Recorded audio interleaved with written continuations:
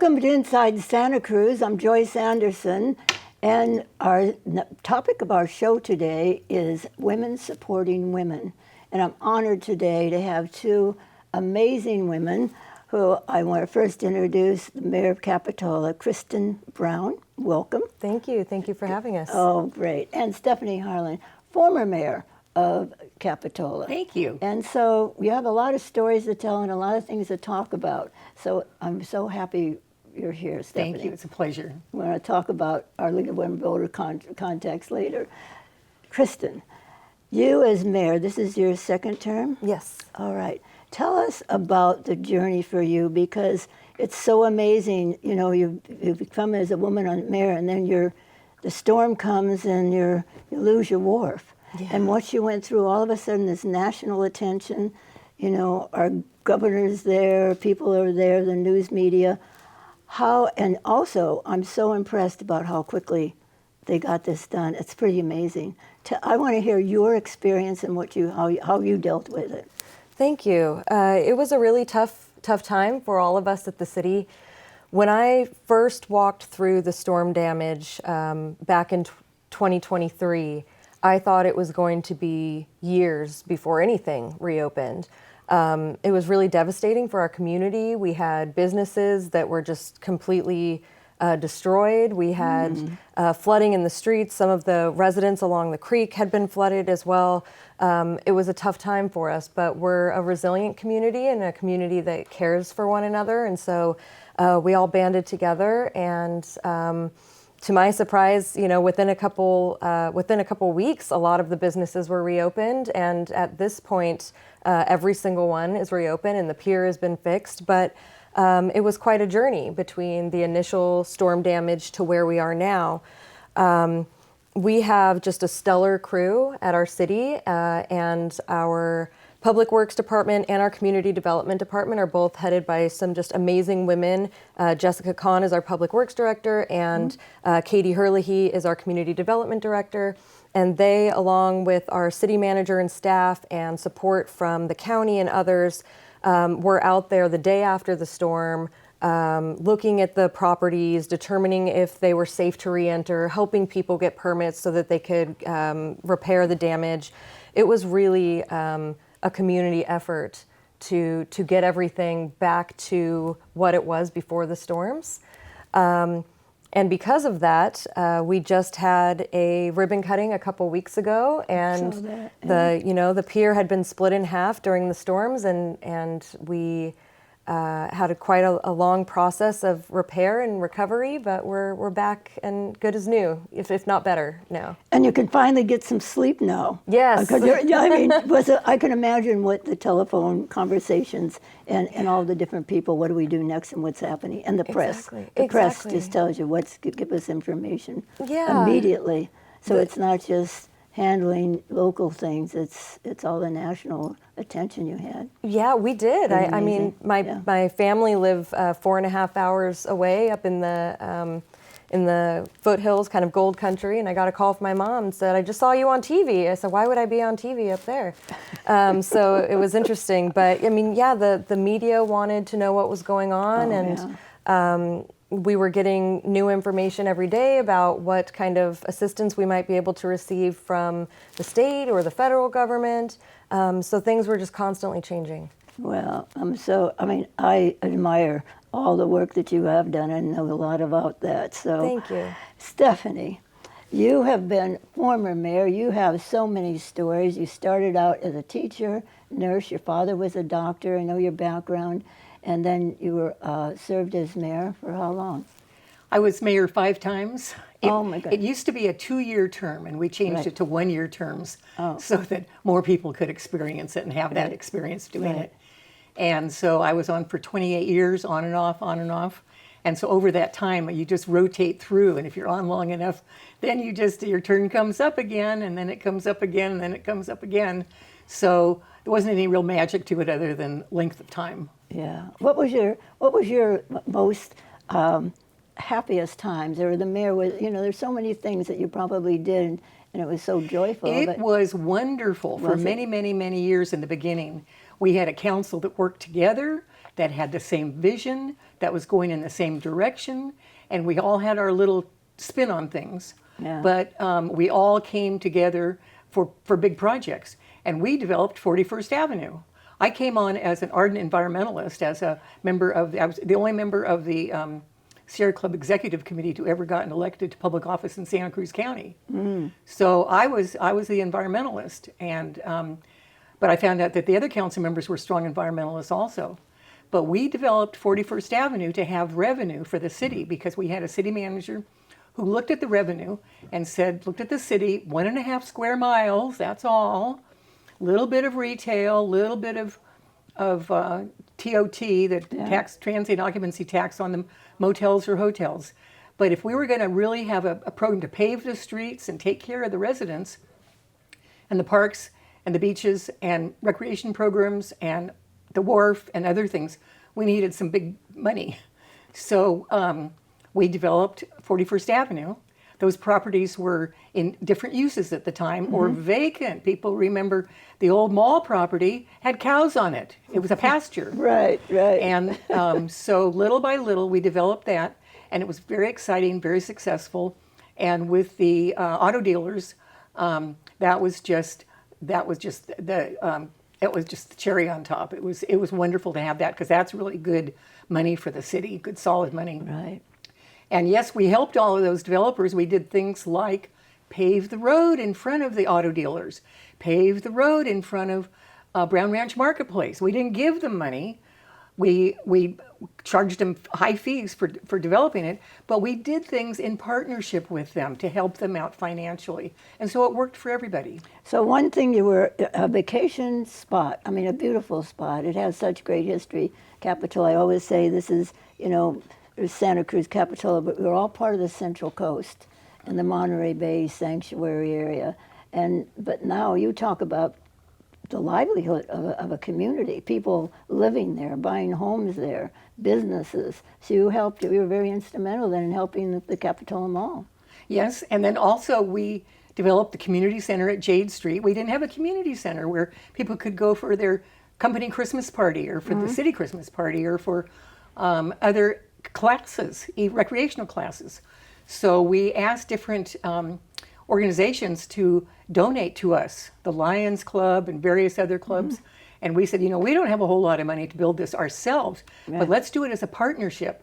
And so it took longer than usual. It could have taken a lot less time if we had just done it, borrowed the money and gone out and built it.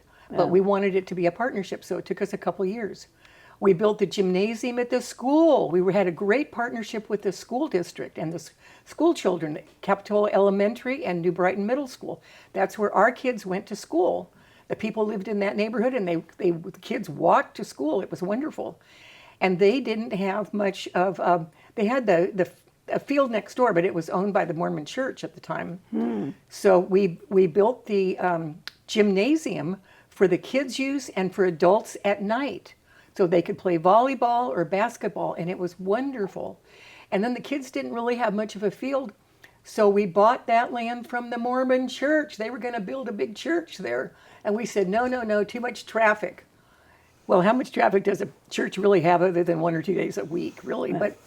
But they went for it, and we bought it, and we turned it into that lovely playing field on Monterey Avenue. That's awesome. Then we thought about what else we could do, and then what else we could do. And so that's what our mode was of operating for many years. And it was fun, and it was great, and the council was a joy to work with. Yeah. But the great memories and all the things that you had and accomplished, being mayor, any mayor of cities, what they have to endure and what they need to raise money for and to survive, the churches, the schools, the play areas, and the children. So what a great history you have. I bet you there's a lot. It's very joyful. I can see that. Yeah. So, Kristen, you two met, and how did your relationship with Stephanie? How did she get involved, helping you? Yeah. So I remember quite a while back. I want to say it was 2012 or 2013. I was getting involved with the Capitola Historical Museum, first as a volunteer and then as a board member. and was getting just more involved in the community generally. And I was in college finishing my undergraduate degree. I went back to college kind of later in life, so I was probably 24, 25 at this point. And Stephanie knew my family for a long time because my grandfather worked for Capitola PD for almost 30 years. So we had a connection then, but right around 2014 or 2015, I remember I was working for Congressman Sam Farr, and Stephanie invited me to lunch, and we went out to lunch and we're talking about my interest in civic engagement and getting involved in the community and what I'd been doing with the museum. And Stephanie said, well, there's an election coming up in 2016, and have you ever thought about running for office? And at the time I thought, that's kind of silly. It's not for me. Yeah. And then I gave it more thought and looking into what it involves and the opportunities that there are to be of service to the community, and thought, okay, maybe this is for me. But if she hadn't kind of invited me to the table, I'm not sure that I would have ever known that there was a seat there for me at the table. Yeah. And so it really made a big difference in my life to have been invited in. And so I've tried since that time to do the same. And every time I talk to a woman that I think, wow, she's really smart, I ask her, have you ever thought about running for office? Right. And so it's kind of a trickled down effect, I guess. So that's how it happens. But women supporting women, and you had the knowledge, and you see something. I think when women have the experience and they see someone that you has the talent or the wherewithal and the background, to get involved, because you can help. Yeah. And it's just, having different mayors on the show. I've had Fred Keeley on. They just talk about all the things that has to be done, and I think how much energy it must take, because you get any sleep, you're always worrying about something. Will this bill pass? Will that bill pass? And praise the Lord, you don't have any disasters happening.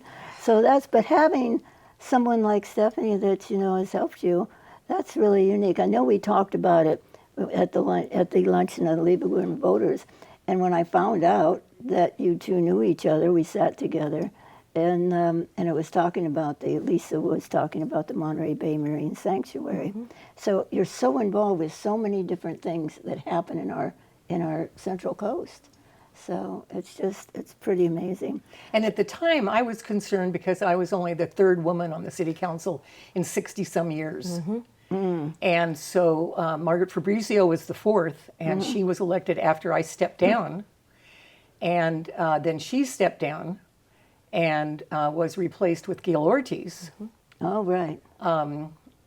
Without any interviews, without any application acceptance process. It was just a done deal. Yeah.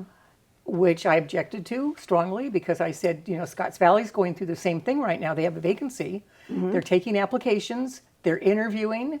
That's the process we should have. That's an open process. Oh no, we have someone we know we want to appoint.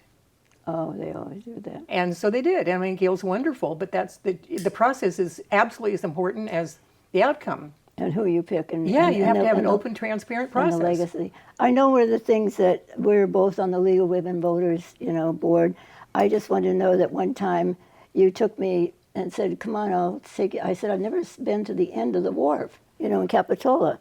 So come on, I'll drive you. I said, you're going to drive? You're going to take the car down because the gates are all sealed? Well, she's always former mayor. But then one story I loved about Capitola that you told me that happened years ago, we're driving back and just see all that beachfront at the end of the wharf? That used to be a nude beach here in Capitola. I laughed so hard. I said, really? Well, I can see how the hippies started, all coming to Capitola. But I thought that was one of the funny things that you see about the history. And Capitola has a great history with the Indian tribes that were here, mm-hmm. and the history with Aptos and all of that, and the Central Coast, how well you're all connected, and how people go there and are nurtured by the water and all the different things that happen. But that was one story I loved to hear about. People go, really? But I always try to tell them that. So, but Doris Diamond was from Capitola, and she was on the board of CTV, Community TV here. And I was on the board with her for about 8 years. And I always admired her. She was a broadcaster and a woman in broadcasting years ago in Sacramento. And And when we were on the board, I said, well, you know, she kind of walked me through several things. I was doing shows there, you know, many shows. And 28 years, you know, working at CTV. But she said, oh, we'll stick around. Well, I was voted to be the first female board chair for community television. And I credit her for her saying, this is how it works. This is what you do. And this is how everybody can work together. Because it's, you know, you always know in broadcasting, it was always a man's world. Yep. So, and how exciting today that we have a wonderful, brilliant woman running for president. I mean, that is historical. It's so exciting. yeah. And, you know, I think many of us never thought we'd live to see that in our lifetime. But here it's right before us, before us. And in November, we're going to know. Yeah. So it's very exciting. Talk about women helping women. Look at all the women that are helping Kamala now. Yeah, and I think that's true, the different interests. And, you know, I've been so proud to be on the board. I do hospitality for new members. I always encourage people, towards the end, I want to encourage them to vote. We are non-partisan. So, you know, I encourage women, even young women. We've had young high school, college students interested in joining the League of Women Voters because we really get down to the knowledge of everything. You've been on, you remember, and we've been on a member together, and that's how we got to know each other. I did hospitality, and I have a tea in my home for new members every year. How long has that been going on? So I just love the community, and that women just get in. And Barbara Lewis, our president, she volunteers every year to be president. Say, how does she, you know, she just steps right in, and she's wonderful. And we also have it open to men. Her husband comes. Dan Hafley was at our meeting, and he's, you know, for the Monterey Bay Sanctuary. So we have men that come to our meetings also. So we also encourage that. So, but how exciting when we look at the Board of Supervisors and we look at the gender there, it's all men. And it's been all men for quite a while. And now we have the opportunity for a woman, and that is very, very, very exciting. yeah, it is. Very exciting. I know I had Zach Friend and I'm thinking McPherson, you know, he was on both of them because they were leaving at the same time. And it was just interesting to have them tell their story. It's just like, it's so awesome to have you women as talking about your stories and how it's been to be the mayor. So what's next? What's next for you? Well, you know, I've done my 2 terms on Capitola City Council, so I've been on for 8 years, and now I'm running for County Supervisor in District 2, and am hopeful for the opportunity to be able to continue to serve my community, a wider geographic area of the community, but still to be able to serve. I've considered it such an honor to have been able to be on City Council for these 8 years, and I'm hopeful for to be able to continue to have the opportunity to be of service. Just a service. It keeps you busy, keeps you active, keeps you, I think, vibrant. Don't you? You worked so many years, Stephanie. You have done the same thing. Yep. And we have more women in positions nowadays. We have more women on commissions and committee and boards. And I always encourage women, if they're interested, they think they might be interested, because I've had people say, oh, I might like to be on city council. And I said, start with a committee. Get on a committee or a commission. Learn how the government agency works, whether it's a school board or water board or city council or board of supervisors or anything else, fire board. We have women on fire boards, hooray. Yeah. And, but get on something, get some experience, get to know people, get to know how the system works. Yeah. Well, I encourage women to get involved, and they have access with Lee Win Rose or anything. See what's going on in your community, you know, and maybe, you know, your children grow, they get older, they move out of the house. There's more for women to be able to do when they have that free time. Yeah. So just getting involved, serving on a committee, like you say, is really the best thing. So, you know, one of the things I, mention, it's the work that you do in encouraging women. Look, here are 2 women, and how you support one another is really important.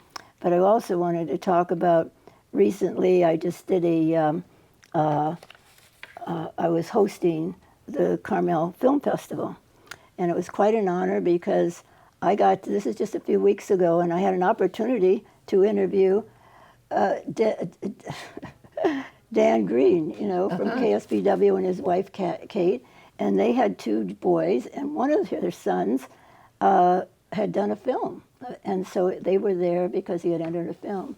But the reason I'm telling that story was that I just was informed that community television here in Santa Cruz has opened up, and have partnered with Parks and Rec Department for filmmaking program for young people, which I thought is so exciting to use the facilities here at community television, also having camps that we can go on, and also there's a coming right after the show. You'll have to watch them. It's a radio program, and it's called.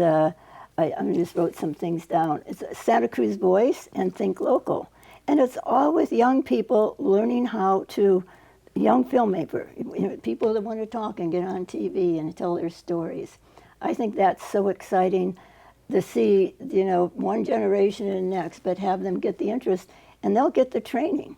And there's so many, like the film festivals are so great because people tell these amazing stories about their life or about animals and, about what's happening with our highways. Everybody has something, they contribute to our community. So having young people get started, and I really want to thank, there's Becca King, a director, and I want to also mention the crew that I have here. There's Daniel Sanson, and we have Miles Anderson, Mike Parks, Gene Dolan, and we have Frank Turner, and he's a cameraman. Each one of these and Ron Paul. We've had so many people that have kept this station going for so long, and we all used to be, this group, maybe most of us used to be in Pacific Avenue, but now we're still there. But to encourage, I'm excited and thanking and congratulating the board here, and also the directors and all the people that have worked here, and there's different people that have supported community television, but now they're opening up and giving camps and things for young people to start to learn to be filmmakers. Steven Spielberg did it as a young kid, took his camera out. But there is a vocation here, and there is time for people to tell their stories. And what do we have here in Santa Cruz and Capitola, all over? People tell their stories, they write books.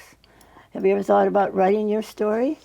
My story is not done yet. Oh, maybe when I get closer to the end, wrapping it up, maybe then I'll write a story. Right. I think that's important, telling your story or telling other people and helping them. And they can see, you did all that? You survived that, and like your parents, you're on TV.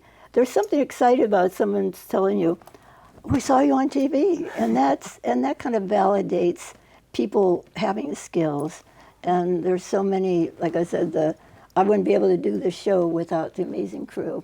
And Daniel, who is so talented, I always say, I hope someday, they'll award and recognize some of the people they used to. But I think having the younger generation coming up, and it'll be fun to watch them grow, and who they're going to have on. What are their interests?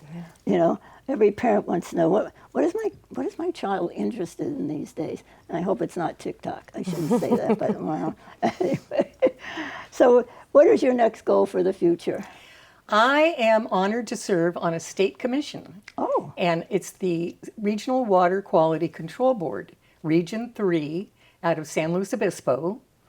And it's the state has a state water board, and then we have 9 regions, states divided up, and our job is to preserve water quality in all the water bodies, lakes, streams, oceans, ponds, etc.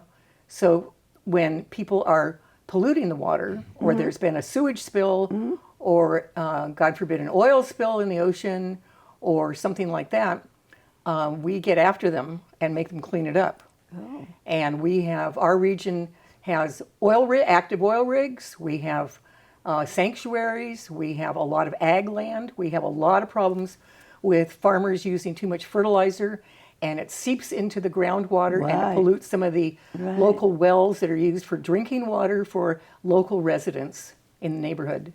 So we have a big problem with that in our region. See, I'm talking about congratulations on that. Is this and that's supported by the governor? I want to get right to you and say, tell me. I mean, I know you're going to, running for board of supervisors, but where's